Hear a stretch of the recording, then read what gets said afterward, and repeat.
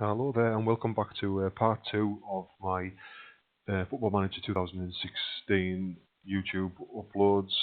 I'm playing as Toulouse, as I said in my first clip, and I'm back with an update onto how it's going. Yeah, I am currently third in the table after playing 13 matches.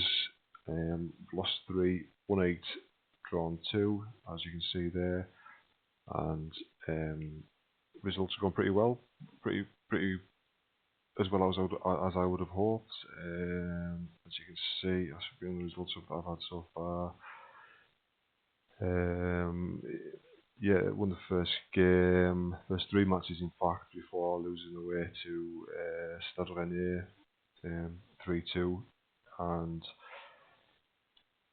went on to beat Stade Reims and Bordeaux, beat Marseille 4-0, which is obviously the standout result of the season so far.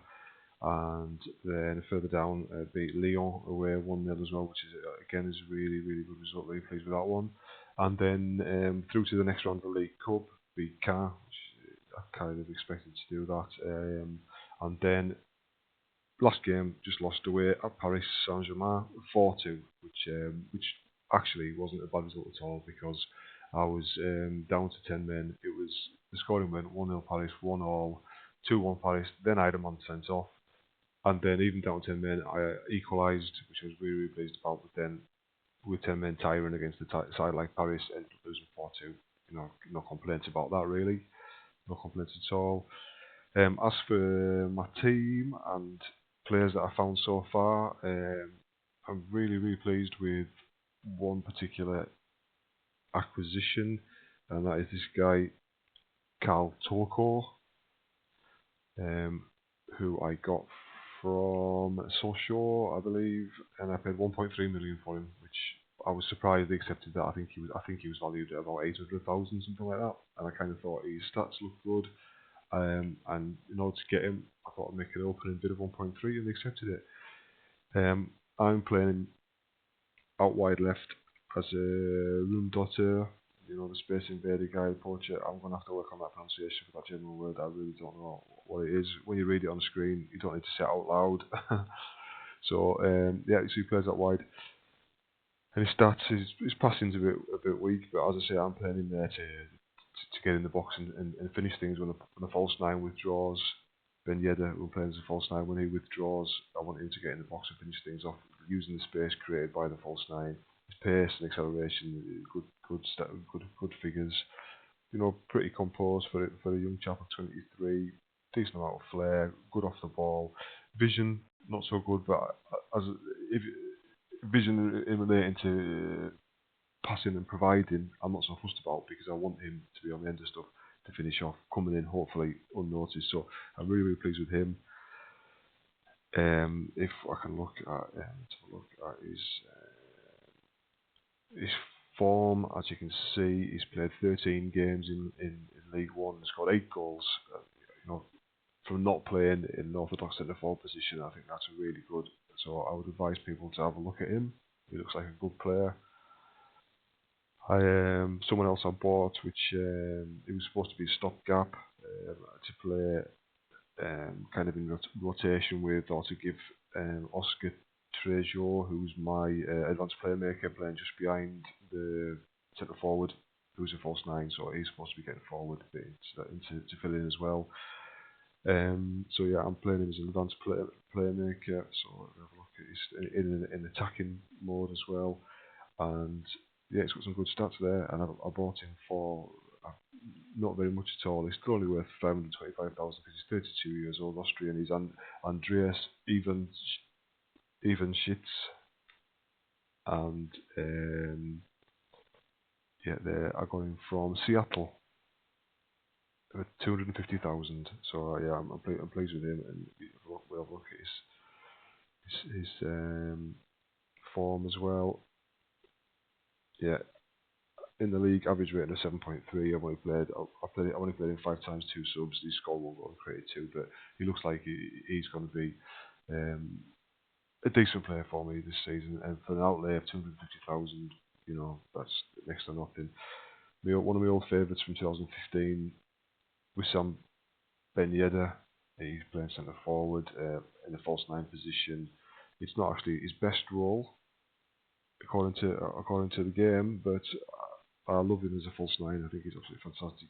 His teamwork is not quite so good. You'll find him shooting from distance where maybe you preferred him to maybe pass and get himself in the box, but as a false nine, he's not supposed to be getting himself in the box. He's supposed to be creating space. So, but yeah, dribbling, finishing, anticipation, that's good range, technique. He's a good player, and even playing as a false nine, as you can see, he scored 10 goals in 14 games, and that's as a false nine. So he's a real strong player. He's a player that I look for. Well, I did look for in Football Manager 2015. I looked for him a lot, tried to get him at various teams, along with, like I said yesterday, the other false nine I liked was Olvo Toivonen, who plays on loan at Sunderland from Rennes, and he was good playing for Rennes, but I'm not sure what it's like in this new Football Manager 2016.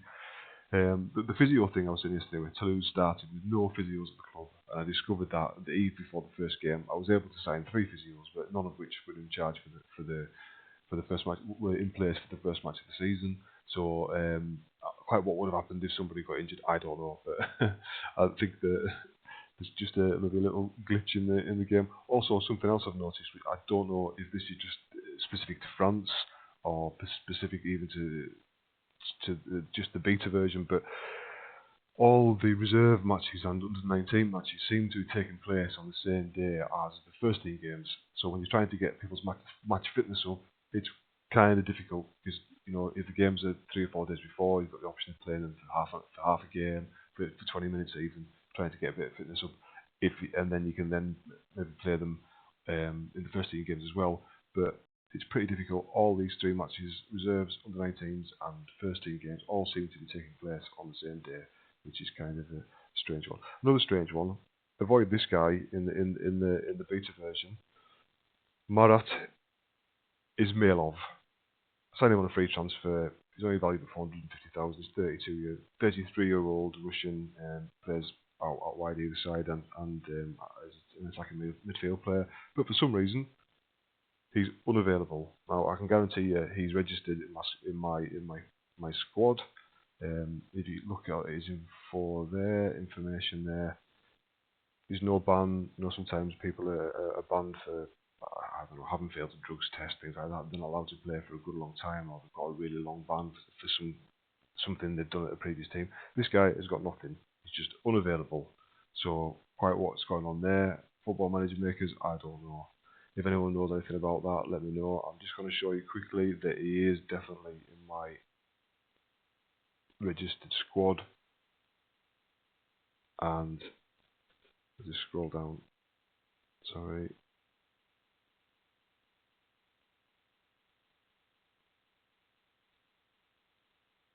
There he is.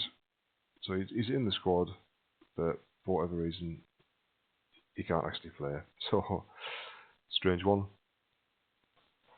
So I'm just basically looking on, pushing on, and trying to get a top 3 finish for the Champions League. I did say that I'll be happy with the Europa League, UEFA Cup, whatever you want to call it, finish, and I would be happy with that. But I think genuinely finish top 3 and get first in the Champions League, and obviously, as we all know, that's when you can really push on, offer more wages with the revenue coming in, and you can really make a difference.